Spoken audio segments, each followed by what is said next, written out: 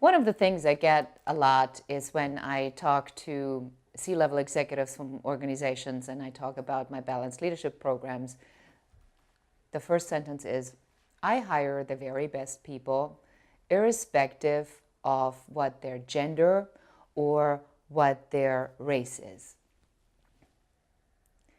If that was true, then why would we see such a heavily male culture in so many organizations?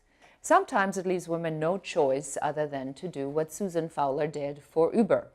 She worked at Uber and then she wrote an essay about her time at Uber, and it went viral.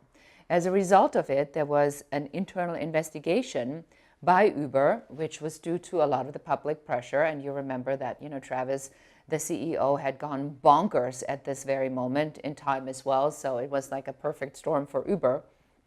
And it showed that there was a significant maltreatment of women, and that there were mishandled racial discrimination complaints, and that Uber had mandatory arbitration claims that kicked in every time there was any kind of sexual harassment, age or gender discrimination lawsuit, which means that there's no lawsuit, which means that there's mandatory settlements, and that means that nothing ever makes it as case law into in any of the courts. So there's no case law that can be used in other instances like this. So she published that essay in 2017. Since then, there have been a class action lawsuit that has been filed with about 500 women and minority Uber employees. Now it's going to cost them at least $10 million. Now, $11,000 are being paid to about 500 people, and then the women who filed harassment suits, they're getting an extra $34,000. And now we are wondering why it has to always come to this. So number one, the laws are changing.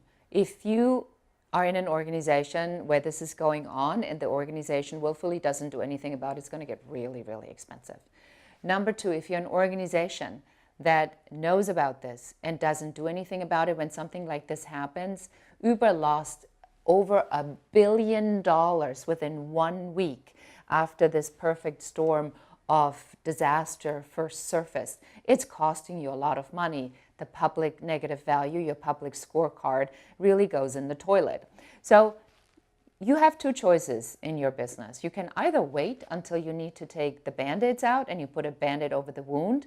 If there's an harassment, you do the mandatory 2-hour training for your managers every 2 years. You say, but we did everything we could.